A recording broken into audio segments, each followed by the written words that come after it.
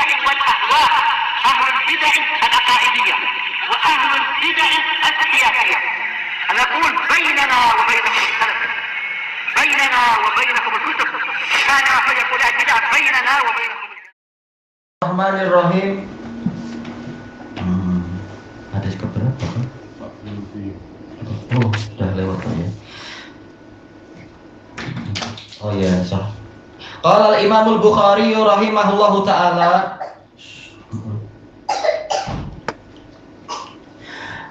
Al-babul khamis wa salasun babu tiba'il janaizi minal iman.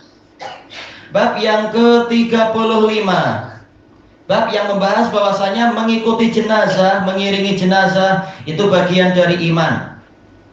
Baik, ini adalah tujuan Imam Bukhari untuk menyebutkan bab ini. Oh, ada itu tadi.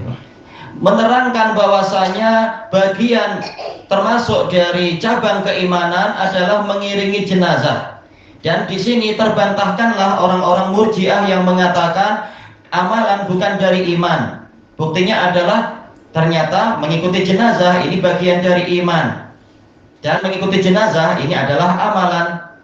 Makanya dijelaskan oleh Al-Karmani rahimahullahu ta'ala di dalam kitab beliau Ad-Darari bahwasanya lafaz yang ada di dalamnya ini mengatakan apa nantinya? Manittaba'a janazata muslimin imanan wahtisaba. Rasulullah SAW menamakan itu sebagai keimanan, berarti amalan memang bagian dari iman. Baik. Sekarang apa rahasia dari pemilihan Imam Bukhari di mana bab ittiba'ul janaiz dimasukkan pada bab yang ke-35? Dijelaskan oleh Al-Hafidz Ibnu Hajar rahimahullahu taala setelah yaitu bahwasanya Imam Bukhari, kalau kita lihat rangkaian bab ini, rangkaian dari penulisan bab sejak pertama sampai sekarang dalam Kitabul Iman, ini membicarakan masalah cabang-cabang keimanan sampai menutup dengan pembahasan mengikuti jenazah. Yang setelahnya nanti polanya lain, pembahasannya adalah takutnya kaum orang beriman untuk amalannya gugur, kemudian membahas yang lain, masalah pertanyaan Jibril tentang Islam, iman, ihsan, dan seterusnya. Jadi setelah bab yang ke-35 ini, boleh dikatakan Imam Bukhari tidak lagi membahas tidak lagi membahas cabang-cabang keimanan. Lalu apa hikmahnya beliau meletakkan mengikuti jenazah bagian paling akhir? Hikmahnya kata beliau adalah bahwasanya jenazah itu adalah situasi terakhir dari kehidupan manusia di dunia. Maka sesuailah untuk pembahasan paling akhir tentang cabang keimanan adalah pembahasan mengiringi jenazah. Ada sisi kesamaan di situ, sisi keserupaan. Sebagaimana akhir hidup kita adalah tatkala kita menjadi jenazah, akhir hidup di dunia tentunya. Yang mana kehidupan itu diisi dengan amalan-amalan. Maka pembahasan tentang cabang-cabang iman yang berupa amalan itu ditutup dengan pembahasan ini, pembahasan yaitu mengiringi jenazah. Baik. Kemudian qala Imam Al-Bukhari rahimahullahu taala haddatsana Ahmad ibnu Abdullah ibni Ali Al-Manjufi qala haddatsana Rauh qala haddatsana Auf Anil Hasan wa Muhammad an Abi Hurairah radhiyallahu an. Ini hadis Abi Hurairah. Anna Rasulullah sallallahu alaihi wasallam qala, bahwasanya Rasulullah sallallahu alaihi wasallam bersabda, "Manittaba'a janazata muslim," barang siapa mengikuti jenazah seorang muslim imanan wahtisaba, dalam keadaan iman dan mengharapkan pahala, wa kana ma'ah, dan dia selalu menyertainya, hatta yusalla alaiha, sehingga jenazah tadi disolati, wa yufragha min dafniha, dan selesai dari pemakamannya, penanamannya, penguburannya. Fa innahu yarji'u minal ajri biqiratain, maka sungguh dia akan pulang membawa pahala sebanyak 2 qirat. Kullu qiratin mithlu Uhud, setiap qiratnya itu bagaikan gunung Uhud. Wa man shalla 'alaiha tsumma raja', barang siapa menyolati jenazah tadi lalu dia pulang, qabla an tudfan, sebelum dia sebelum jenazah tadi dikebumikan, fa innahu yarji'u bi qirat, maka sesungguhnya dia pulang membawa satu qirat. Taba'ahu Utsman al-Muadzin,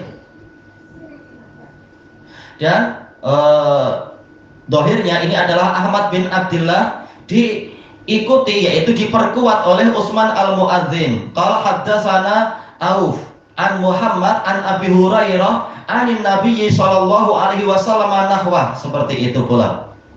Baik, hadis ini diriwayatkan oleh Imam Bukhari dari salah seorang guru beliau yaitu Ahmad bin Abdullah bin Ali al-Manjufi Basriyun Siqah. Baik, orang ini, tokoh ini bagus sekali, kuat sekali riwayatnya, hadisnya banyak. Siqah, Basri. Qala haddatsana Rauh bin Ubadah Abu Muhammad Al-Basri. Siqatun kasirul hadis jiddan. Banyak hadis dia, banyak sekali. Riwayatnya hebat sekali kalau kita lihat di dalam Tahdhibut Tahdhib. Qala haddatsana Auf bin Abi Jamilah. Baik. Ayahnya yaitu Abu Jamilah namanya adalah Bandawai Al-Basri. Dijuluki sebagai beliau ini dijuluki sebagai Auf Al-A'rabi karena kefasihannya. Siqatun fasih Siqatun fasih. Anil Hasan ma'ruf Abu Sa'id Al-Hasan bin Abil Hasan Al-Basri, nama ayahnya adalah Yasar. Baik, nah, Basri berarti apa? Dari Basrah. Qawwalun bil haq siqah kasirul hadis faqih zahid, hanya saja beliau kasirul irsal, banyak meriwayatkan secara melompat. Nah, di antaranya adalah riwayat beliau terhadap Al-Bukhari sebagaimana dijelaskan oleh Al-Hafidz Al-Iraqi di dalam Al-Hafidz Al-Ala'i di dalam kitab beliau Tuhfatut Tahsil, bahwasanya Al-Hasan itu tidak mendengar dari Abi Hurairah. Baik. Walaupun dia sering mengatakan qala Abu Hurairah, tetapi ada rawi yang disembunyikan, dirahasiakan. Baik, makanya alhamdulillah di sini Al-Hasan tidak sendirian, diperkuat oleh Muhammad bin Sirin. Muhammad bin Sirin ma'ruf. Beliau adalah yaitu Al-Madani Al-Basri, siqatun imamun faqih. Dikatakan yaitu imamu zamanih, imam di zamannya. Ya, ini Muhammad bin Sirin yang banyak sekali keutamaan beliau, di antaranya adalah min ulama'it ta'bir, ahli takwil mimpi itu. Dan beliau min asbatin nasfi Abi Hurairah, termasuk orang terkuat dalam periwayatan terhadap Abu Hurairah selain siapa itu Al-A'raj dan selain Sa'id bin Musayyab. Ya, beliau kalau Sa'id bin Musayyab dijuluki Sayyidut Tabi'in. Kalau Muhammad bin Sirin ini adalah alimu zamani. Baik. Maka hadis ini semuanya kecuali Abu Hurairah radhiyallahu an dikatakan yaitu musalsal bil basriyin. Tapi Al-Hafidz rahimahullah di dalam Fathul Bari juga menyatakan Abu Hurairah pernah mengunjungi Basrah. Makanya boleh dikatakan ini musalsal bil basriyin. Semuanya basriyun. Nah, tatkala Abu Hurairah itu berkunjung ke Basrah menyampaikan hadis, kebetulan waktu itu Al-Hasan Al-Basri tidak ada di majelis itu. Maka Al-Hasan sering mengatakan yaitu haddatsana Abu Hurairah, maksudnya adalah kami bukan saya, tapi kami yaitu penduduk negeri kami. Abu Hurairah pernah ke Basrah. Baik. Isi hadisnya anna Rasulullah sallallahu alaihi wasallam qala, bahwasanya Rasulullah Shallallahu Alaihi Wasallam bersabda, manittaba'a janazata muslim. Dalam riwayat yang lain, man tabi'a. Dalam riwayat yang lain lagi, man atba'a. Tak masalah. Intinya maknanya hampir sama.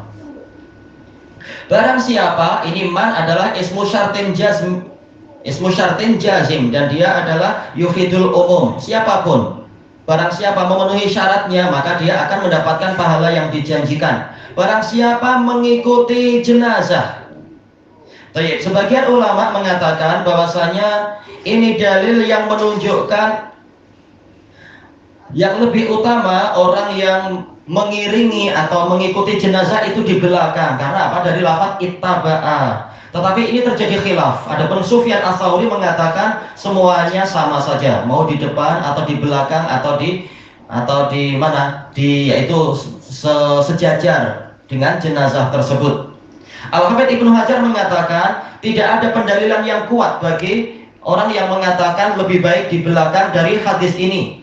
Karena masuk dalam istilah ittaba'a juga adalah orang yang dia semula duduk-duduk di tepi jalan, lalu ada jenazah lewat, kemudian dia langsung menyusul dan berjalan beriringan.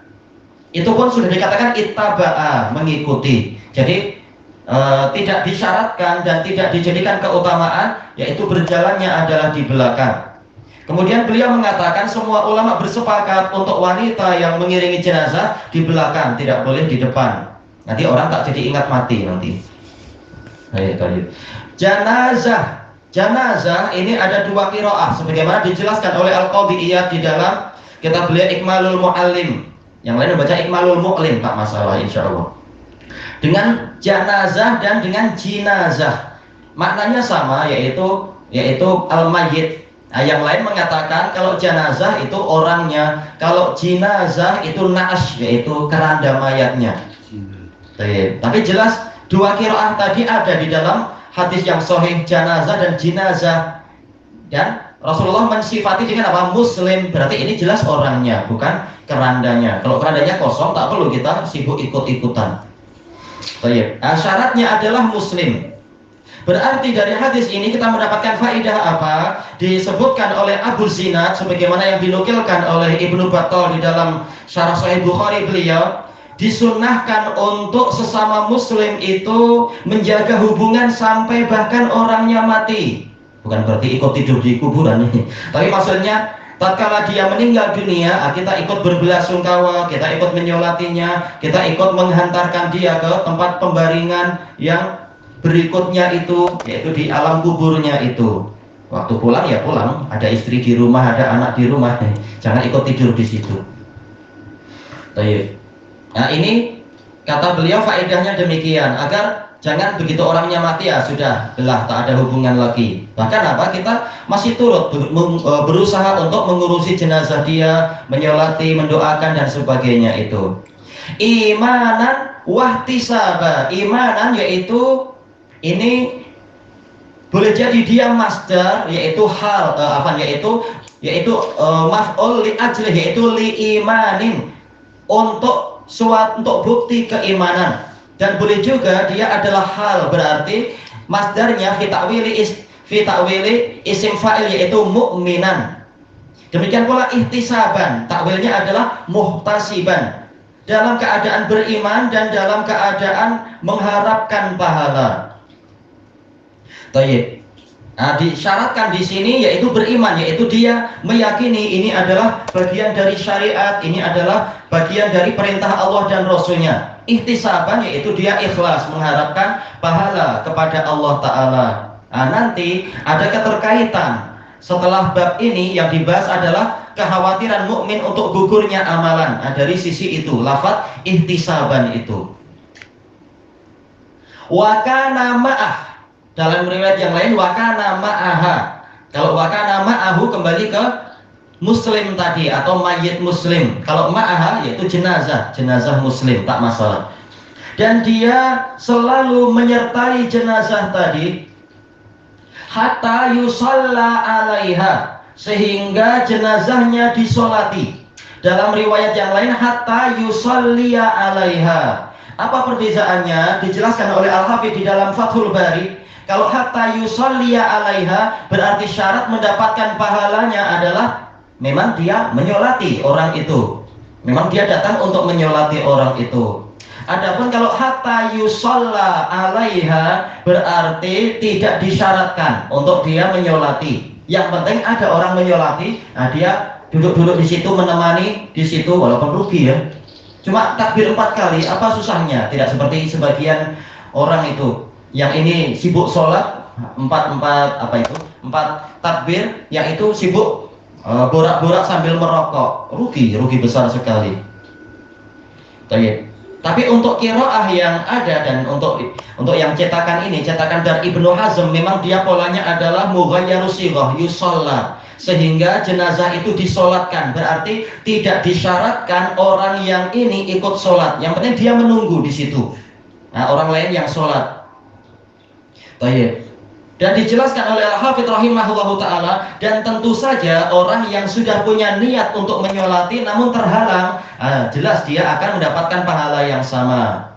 Baik. Dan tentu saja orang yang sholat lebih banyak pahalanya daripada orang yang tidak sholat. Hanya saja kata beliau, zahirnya tatkala lafaz hadisnya ini sahih, berarti memang kurnia Allah luas. Orang yang tidak sholat pun akan mendapatkan pahala yang dijanjikan itu. Dari asal pahalanya tentunya, mungkin kualitinya lain, sama-sama dapat gunung Uhud, tapi ini gunung Uhudnya lebih bagus dari gunung Uhud yang itu. Allah lebih tahu siapa yang layak mendapatkan pahala lebih dari sisi kualiti dan sebagainya.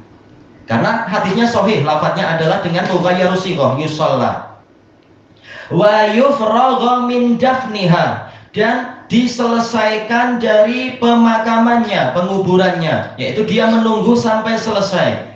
Sudah diurus, kemudian disolati, lalu ikut menghantarkan, namanya ittaba, mengikuti berarti, sampai ke pekuburannya. Baik. Fa innahu yarji'u minal ajr, karena dia akan kembali dari pahala itu dengan membawa apa? Qiratoin, yaitu sebanyak 2 qiraat. Asal dari qirat, sebagaimana dinukilkan dari Al-Jauhari di dalam kitab beliau As-Sihah fil Lughah, ini adalah mata uang sedikit, beberapa dinar saja. Tetapi kali ini Rasulullah Shallallahu Alaihi Wasallam menjadikan dinar-dinar tadi ternyata berkembang banyak sekali sampai bagaikan gunung Uhud, bahkan 2 gunung Uhud. Ini terserah Allah, pahala itu boleh memang jadi berlipat-lipat. Asal dari qirat itu tidak seberapa sebenarnya. Tapi untuk kita ya, duit emas pun sudah mahal sekali sekarang. Tapi dibanding dengan Uhud, jelas tak ada apa-apanya itu tadi. Dan dari hadis ini menunjukkan besarnya pahala orang-orang yang membantu orang lain. Orang yang mati sudah terhenti secara umum amal-amal dia, kecuali yang Allah berkecualikan. Secara umum dia tak mampu lagi apa-apa. Bahkan walaupun dia wali, bahkan walaupun misalkan dia adalah sudah sampai tingkat makrifat ataupun hakikat, kalau mati tak mampu sholat sendiri, tak mampu untuk mandi sendiri, tak mampu mengkafani diri sendiri, walaupun katanya sudah jadi Tuhan, ternyata ketika ke kuburan pun tak mampu terbang sendiri. Jadi kita bantu dia, kasihan dia. Masuk ke liang lahat pun tak mampu menutup pintu sendiri, ya sudah dibantu aja. Intinya ini adalah bantuan untuk saudara kita yang muslim, yang gulu sampai tingkat ekstrim, boleh jadi sudah bukan muslim lagi tentunya. Dengan bantuan tadi, ternyata pahalanya dilipat gandakan oleh Allah Ta'ala sampai sebesar gunung Uhud. Sebagaimana itu dibahas dengan pembahasan yang bagus oleh Al-Imam Ibnu Hubairah Al-Hambali di dalam kitab beliau Al-Ifsah an Ma'ani Shihah, dengan bahasa yang bagus sekali kalau kita lihat di situ terkait dengan syarah hadis ini. Bagaimana kita membantu orang yang sudah tidak mampu apa-apa tadi, bahkan menyolati untuk memberikan syafaat, maka ternyata Allah memberikan pahala yang besar sekali untuk orang yang membantu ini tadi. Nilainya sangat besar. Kemudian waman shalla 'alaiha summa raja', barang siapa menyolatinya lalu dia pulang, qabla an tudfan, sebelum dimakamkan, dikebumikan, dimakamkan, dikuburkan. Dikatakan oleh Al-Hafidz Ibnu Hajar, demikian pula yang sebelum beliau yaitu Al-Karmani, demikian pula sebelum mereka berdua yaitu Ibnu Battal di dalam Syarah Sahih Bukhari, ini menunjukkan bahwasanya pulang selesai sholat itu tidak wajib minta izin kepada keluarga yang ditinggal itu. Tidak wajib kita minta izin, tetapi dalam masalah ada bagus kita bagi tahu, ini saya nak pulang dulu, ini ada keperluan ini itu bagus, tapi bukan menjadi suatu syarat untuk kita minta izin. Kemudian yaitu dia pulang sebelum jenazah tadi dikuburkan, fa innahu yarji'u bi qirat, maka sesungguhnya dia pulang membawa satu qirat. Itu pun sudah besar sekali, gunung Uhud. Baik. Adapun pembahasannya secara lebih panjang tentunya nanti dalam Kitabul Janaiz insyaallah kalau umur kita panjang, wa bihi siqah. Qal taba'ahu Utsmanul Muadzin. Taba'ahu ini kembali ke siapa? Ini alal khilaf. Kenapa? Utsman al-Muadzin, beliau adalah muadzin Masjid Jami' di Basrah dan beliau siqah. Tidak sampai siqah, yaitu soduq. Beliau soduq, tidak sampai siqah.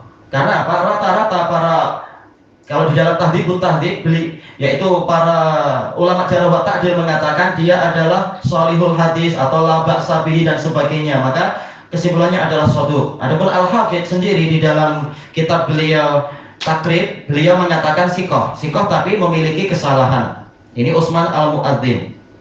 Dan beliau ini adalah guru dari Imam Bukhari. Baik. Lalu berarti taba'ahu ini mengikuti siapa?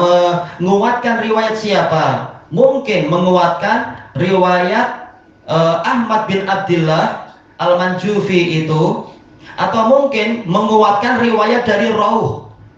Dan yang dohir memang itu. Kenapa? Karena mereka berdua, Utsman Al-Muadzin Al-Basri dengan Rauh bin Ubadah ini sama-sama meriwayatkan dari Auf. Baik. Tatkala Imam Bukhari tidak terang-terangan mengatakan apakah beliau memang meriwayatkan langsung dari gurunya ini atau ada perantara. Kenapa Bukhari tak terang-terangan mengatakan haddatsana atau apa? Cuma memberikan riwayat secara mu'allaq, tergantung fulan, entah fulan yang mana, diikuti oleh Utsman al-Muadzin. Baik. Nah, tatkala case-nya adalah seperti itu, maka dijelaskan oleh Al-Hafidz Ibnu Hajar rahimahullah, hikmahnya adalah beliau, yaitu Imam Bukhari, lebih memilih riwayat yang memang sanadnya beliau sebutkan secara lengkap, yaitu apa? Ahmad Al-Manjufi dari Rauh dari Auf. Ini ada berapa jumlahnya? Ahmad ini orang pertama, Rauh kedua, Auf ketiga. Kemudian Al-Hasan dan Muhammad ini satu level, berarti 4. Abi Hurairah 5, berarti hadisnya khumasi. Sementara untuk hadis yang kedua yang sebagai mutaba'at ini Utsman al-Muadzin, kalau memang Bukhari meriwayatkan langsung dari beliau, dari Auf, dari Muhammad, dari Abi Hurairah, cuma rubai, cuma 4 saja. Baik. Makanya beliau datangkan itu untuk mengisyaratkan bahwasanya beliau juga memiliki sanad yang tinggi. Dari beliau sampai Rasulullah itu hanya perantaranya adalah 4 orang. Baik. Dan juga hikmah yang kedua adalah untuk menegaskan bahwasanya yang muktamad, yang terpandang bagi beliau, yang menjadi patokan adalah riwayat Muhammad bin Sirin. Makanya disebutkan di sini apa? Utsman al-Muadzin dari Auf, dari Muhammad, dari Abi Hurairah tanpa menyebutkan Al-Hasan. Ini mengisyaratkan bahwasanya Imam Bukhari hanya bersandar kepada riwayat Muhammad bin Sirin dari Abi Hurairah. Adapun riwayat Al-Hasan itu sebagai tambahan saja, sebagai qarin atau muqarin yang mengiringi Muhammad bin Sirin. Agar orang tidak ragu-ragu, ini ada Hasan, ada Muhammad bin Sirin. Jangan-jangan Auf ragu kok. Jangan khawatir. Dalam riwayat yang lain, Auf bin Abi Jamilah terang-terangan hanya mengatakan Muhammad saja. Cuma kenapa Imam Bukhari apabila sanad yang kedua lebih bermanfaat dari sisi apa? Sanadnya lebih pendek, dan yang kedua adalah sanadnya hanya Muhammad, tidak menyebutkan Al-Hasan. Kenapa beliau tidak memilih itu? Karena guru Imam Bukhari yang pertama kualitinya jauh lebih tinggi daripada Utsman al-Muadzin. Ahmad bin Abdullah bin Ali al-Manjufi ini kualitasnya tinggi sekali, tak mungkin disamai oleh Utsman. Makanya yang menjadi iktimat beliau adalah riwayat pertama. Adapun riwayat kedua ini sendiri dia sahih, diriwayatkan oleh Imam Nasai, dan juga Anda dapatkan diriwayatkan oleh Al-Baihaqi dan lain-lain banyak sekali.